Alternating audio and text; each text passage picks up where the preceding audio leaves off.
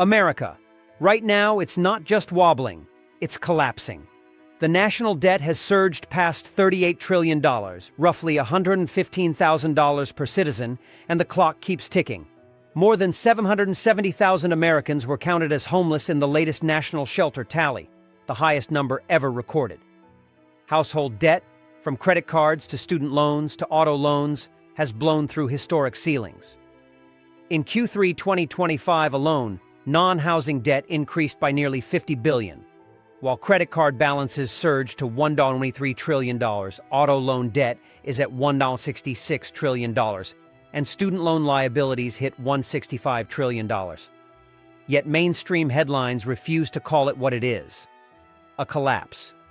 A slow-motion collapse that's eating away at wages, homes, dignity, trust, and the very idea that next month will be better than this one.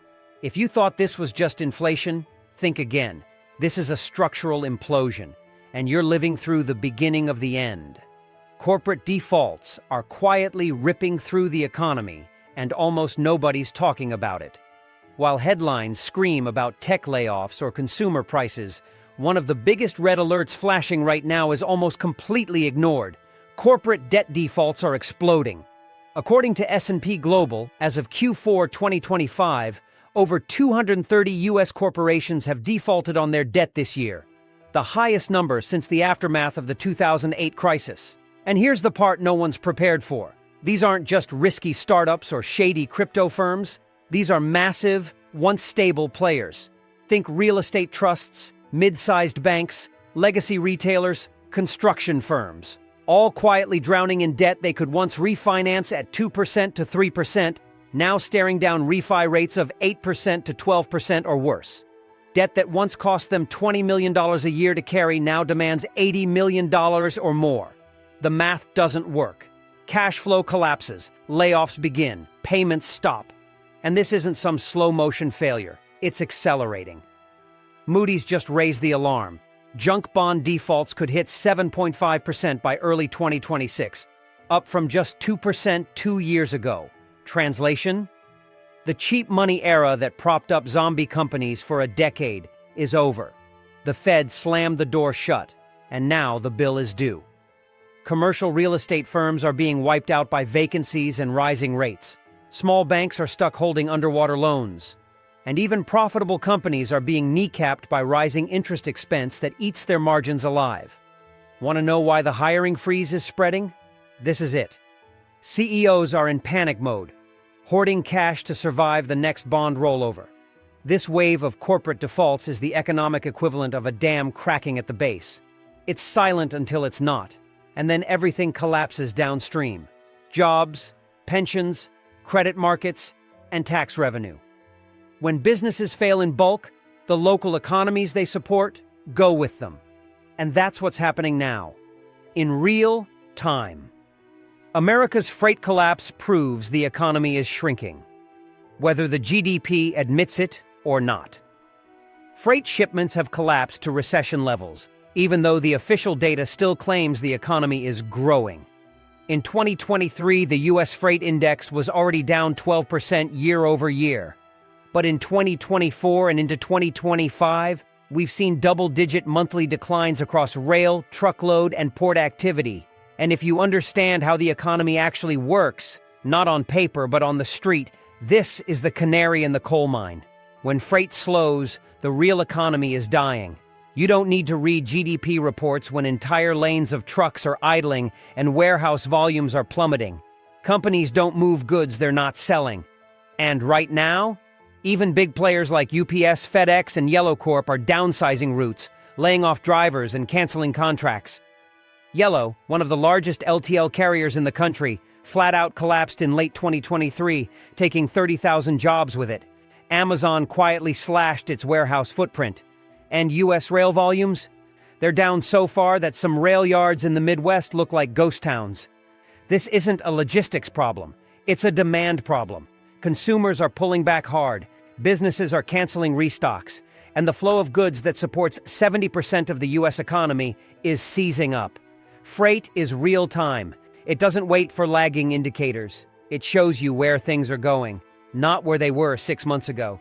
That's why insiders, logistics managers, trucking companies, rail execs are sounding the alarm.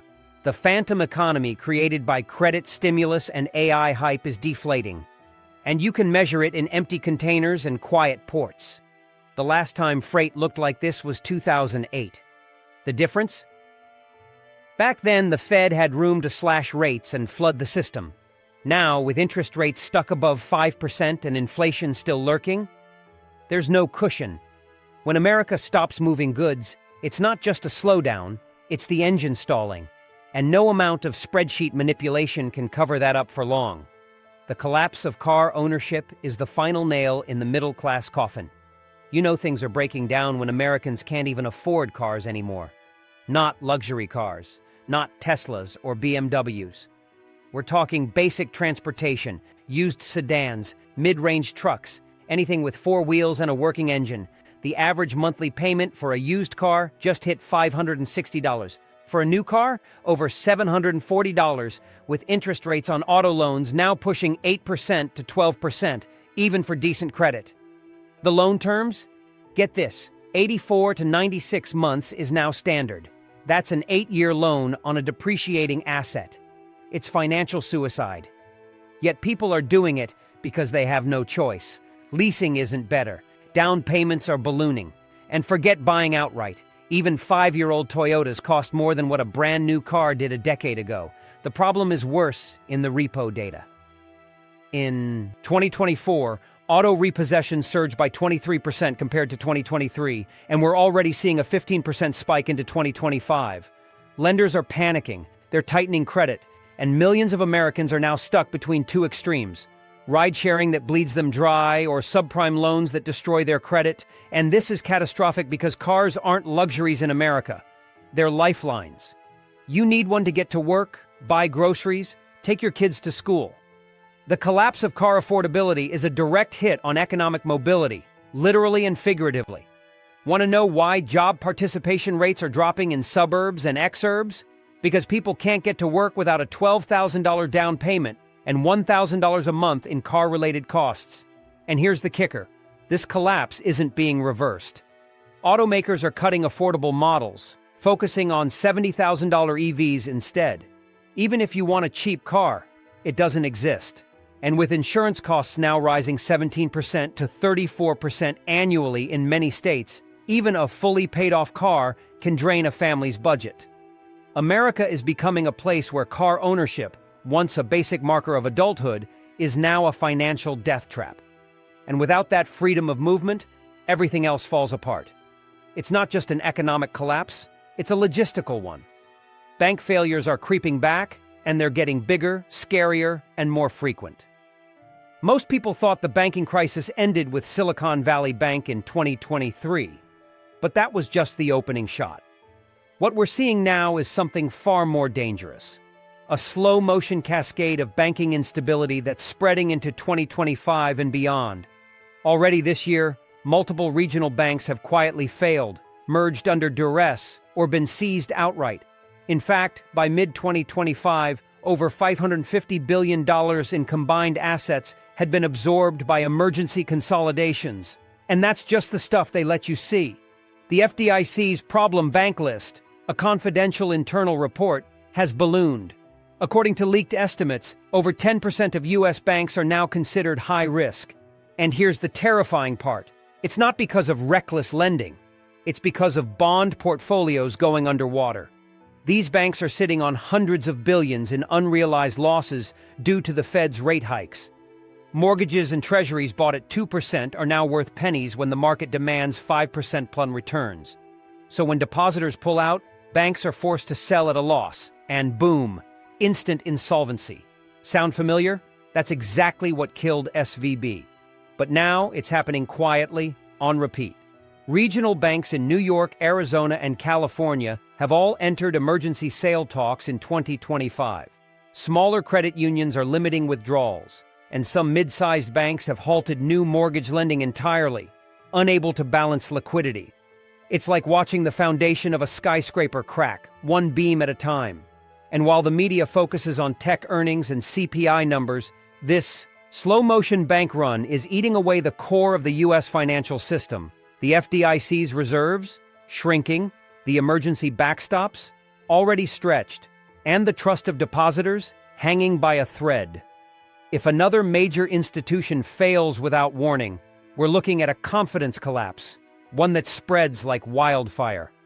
Because in the end, banking is about belief, and belief is vanishing, quietly but quickly.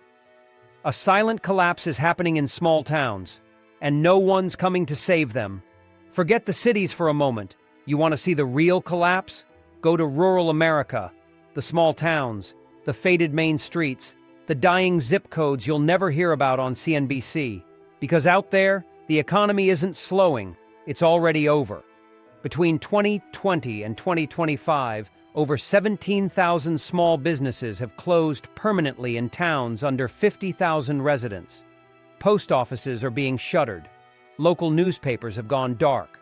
Grocery stores replaced by Dollar Generals, or nothing at all. Hospitals are vanishing. Dozens of counties in states like Texas, Kansas, and Georgia now have zero maternity wards. Pregnant women are driving 90 to 120 miles for basic prenatal care. This isn't just economic decay, it's institutional abandonment. Schools are consolidating, libraries are closing, volunteer fire departments are dissolving for lack of staff, and every year the tax base shrinks as more young people flee. What's left behind? A demographic time bomb. Aging populations, stagnant wages, and crumbling infrastructure. Half of rural bridges are rated structurally deficient. Broadband access is worse than parts of Eastern Europe. And with freight routes drying up, jobs in agriculture, light manufacturing, and retail have vanished. What's worse, federal investment isn't coming. Over 70% of infrastructure funds from the past 2 years have gone to urban corridors, not rural recovery. And without access to grants, loans, or capital, these towns can't modernize, can't hire, can't grow. They just decay. The irony? These are the very communities that feed the cities through food, fuel, timber, labor, and they're being left to rot. But here's the kicker. As small towns collapse, they take entire counties with them. Tax shortfalls lead to service cuts. Crime creeps in. Property values plunge. And when the rural economy dies, the national food supply chain gets riskier, more brittle, and far more expensive. The rural collapse isn't a sideshow. It's a structural failure. One that's happening in plain sight, and no one's coming to fix it. Here are the next 2 entries in the series. America's economy is collapsing faster than anyone expected. Each section remains 400 words, highly detailed and distinct, continuing the countdown from 5 to 4. These new entries go deeper into little-known collapse mechanisms driving the downward spiral. Pension systems are cracking, and 50 million Americans are about to be betrayed. If you think the U.S. retirement system is stable, you're already 20 years behind. The truth is far darker. America's public and private pension systems are quietly disintegrating. And the collapse isn't theoretical. It's already started. Across the country, states, municipalities, and corporations are underfunded by over $1.6 trillion, according to the latest data from Pew Charitable Trusts. That means there simply isn't enough money set aside to pay the benefits already promised. Let that sink in. Promised, earned, but not funded. Illinois, their state pension is only 44% funded. Kentucky's, hovering near 35%. And even stronger systems like California's CalPERS are facing a ticking time bomb. Why? Because they've baked 7% to 8% annual investment returns into their models in a market where safe returns barely crack 4%. They're gambling with retirees' futures and losing. At the same time, corporate pensions have quietly evaporated. Once offered by Fortune 500 employers, traditional pensions have been replaced with shaky 401ks, or eliminated entirely. Over 80% of private sector workers now have zero access to guaranteed lifetime income. Instead, they're handed a menu of mutual funds and told, "Good luck." But here's the catch. Most Americans don't have enough to make retirement even remotely viable. According to Vanguard's latest report, the median 401k balance for Americans aged 65 plus is only $87,725. That's not enough to last 5 years, let alone 20. Meanwhile, Social Security is limping toward a funding cliff. The 2025 trustees' report confirmed what everyone feared. The trust fund will be depleted by 2033. After that, benefits could be slashed by 20% to 25% across the board unless new taxes are introduced or retirement ages raised dramatically. And what about inflation? That so-called cost of living adjustment? It lags real-world inflation by 12 to 24 months. Retirees are already losing purchasing power every year, forced to choose between groceries, prescriptions, and rent. The result? A massive silent crisis. Elder poverty is rising for the first time in decades. Homelessness among those over 60 has jumped by over 30% since 2019. The safety net that was supposed to catch them, it's frayed, brittle, and vanishing. This isn't a retirement crisis. It's a national betrayal. Decades of labor, savings, and sacrifice are being erased by math, mismanagement, and malignant neglect. And by the time most people realize what's happening, it'll be too late to recover. Insurance meltdown, the collapse. That's about to reshape the entire housing market. While everyone debates interest rates and rent prices, a hidden force is quietly detonating the American housing market, and it's called insurance collapse. As of 2025, dozens of major insurers have exited entire states, leaving millions of homeowners without coverage or paying through the nose just to keep it. Florida, California, Louisiana, and Texas are the front lines of this disaster. In Florida alone, Farmers, Toway, AA, and Bankers Insurance all pulled out in 2023 and 2024, citing catastrophic risk. And what happens when they leave? The state-run backup, Citizens Property Insurance, becomes the last resort. But now Citizens is insolvent. Their reserves are so depleted that even a mid-grade hurricane could trigger a statewide insolvency crisis requiring taxpayer bailouts. California is next. With wildfires torching thousands of homes and rebuilding costs skyrocketing, State Farm and Allstate stopped issuing new policies entirely. And homeowners with existing coverage? They're seeing rate hikes of 50% to 100% in a single year. In some counties, home insurance premiums are now rivaling mortgage payments. Let that sink in. Insurance alone is enough to kill affordability. This isn't a freak event, it's systemic. Reinsurers, the global companies that insure the insurers, are demanding higher capital reserves or cutting exposure entirely. That's pushed U.S. insurers to drop high-risk zones, which now include much of the Gulf Coast, Appalachia, and even parts of the Midwest due to rising flood risks. And what happens when insurance becomes unaffordable or unavailable? You can't get a mortgage. Lenders require insurance to issue loans, so the housing market seizes up. That's already happening in parts of Florida, where cash-only deals are becoming the norm because banks won't underwrite uninsurable properties. Meanwhile, landlords are jacking up rents to cover their ballooning premiums. And for homeowners, deductibles of $10,000 to $25,000 are now standard. One roof leak could bankrupt you, and don't forget health insurance. Employer plans are raising deductibles and cutting benefits, while self-employed people are now paying $1,200 to $2,000 a month for bronze-level ACA plans that barely cover emergencies. It's not just that coverage is expensive, it's that coverage is vanishing. The entire concept of insurance, home, auto, health, is no longer a safety net. It's a financial chokehold. And in a system where one uninsured disaster can wipe out a lifetime of savings, this isn't a correction. It's a countdown. The dollar is quietly losing its global power, and that collapse has already started. There's a shift happening right now that almost no one in the U.S. is prepared for, and it could make every other collapse we've talked about look tame by comparison. The U.S. dollar, the foundation of global finance for nearly 80 years, is now being challenged at every level. And this isn't a fringe theory. It's happening in real time with real numbers, driven by decisions made at the highest levels of state finance. In 2001, the U.S. dollar accounted for over 70% of global reserves. As of late 2025, it's below 55% and dropping fast. That's not normal. That's a geopolitical earthquake. Central banks around the world, especially in the BRICS plus bloc, Brazil, Russia, India, China, South Africa, and their new members, have been dumping dollars and buying gold at the highest pace in history.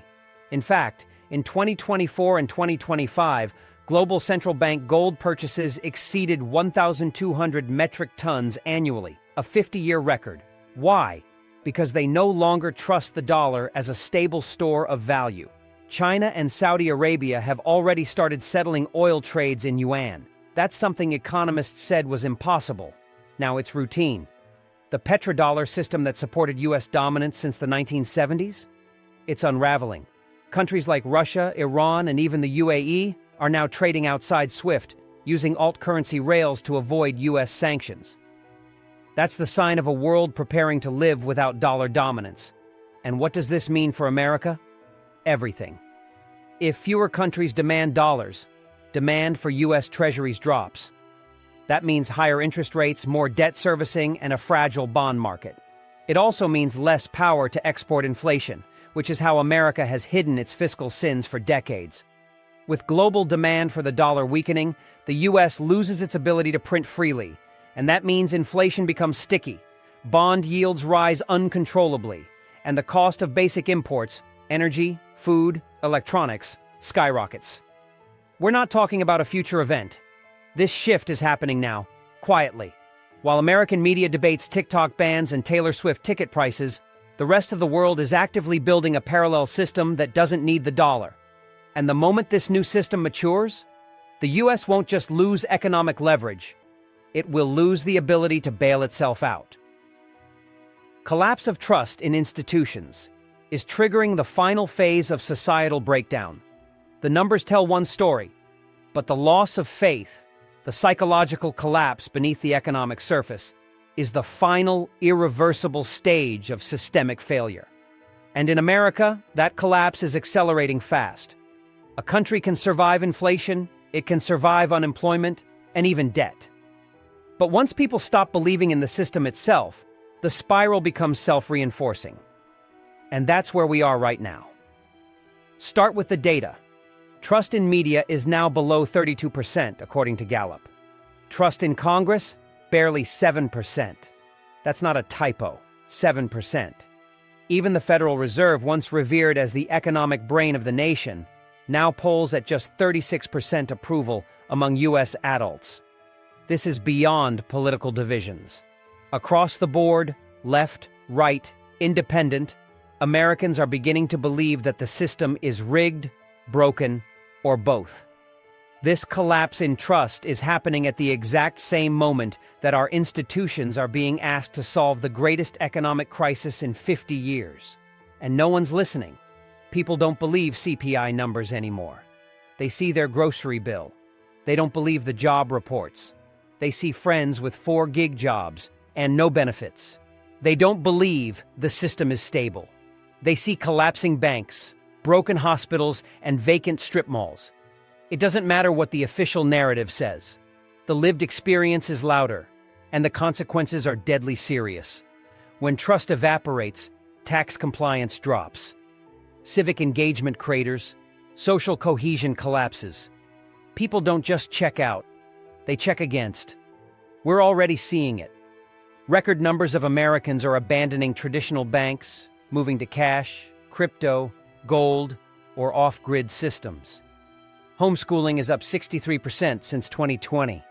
Alternative media is exploding, while traditional institutions are bleeding credibility and users. In some counties, sheriff's departments are seeing voluntary police pullbacks. In others, hospitals can't retain staff because locals refuse to follow basic guidelines. This isn't rebellion, it's retreat. People are quietly exiting the civic and institutional contract that holds society together. And when enough people do that, the lights stay on, but the system is already dead. This is how empires collapse. Not always with tanks or riots, but with disbelief. And once a society stops believing in its leadership, its money, its laws, or its facts, it doesn't come back. Not without a reset, not without pain. The convergence collapse, when every system fails at the same time.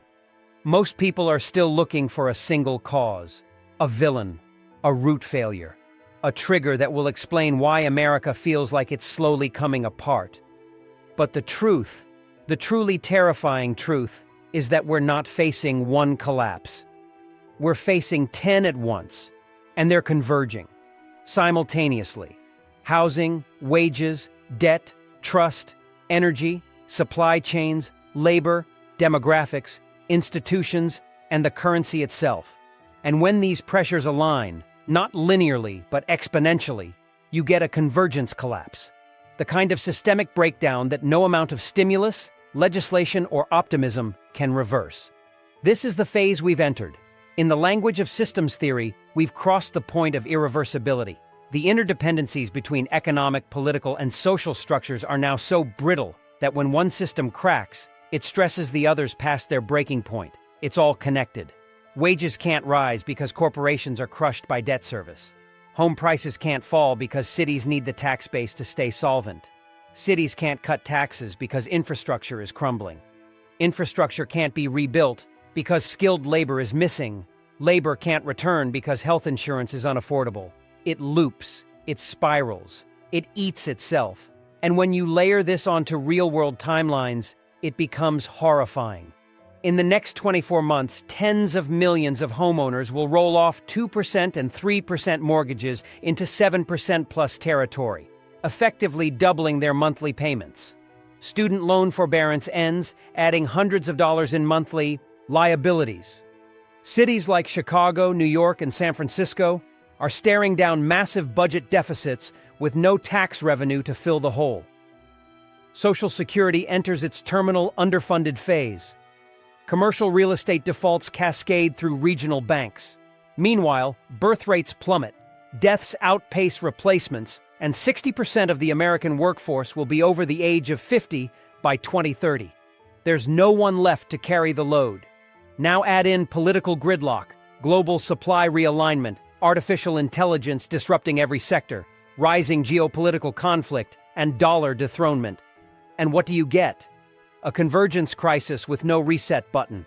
A society stretched so thin across so many dimensions that one more shock, one more bank run, one more blackout, one more cyber attack, one more natural disaster could cause cascading failure, like a skyscraper where all the support beams were replaced with duct tape and optimism. The warning signs aren't subtle anymore. They're screaming. But the response is silence, denial, and distraction. Meanwhile, behind the scenes, smart money is exiting. Corporations are hoarding cash. Billionaires are building bunkers. Agencies are wargaming scenarios they never used to speak aloud, because they know something the public still refuses to admit. The collapse isn't coming, it's already here. It's just not evenly distributed yet. This is not alarmism. It's the mathematics of overextension, the economics of exhaustion, the sociology of broken promises. And unless something radical changes at a fundamental level, the convergence collapse will define this decade. Not with a bang, not with a crash, but with a slow, grinding, inescapable unraveling, one paycheck, one eviction, one broken promise at a time.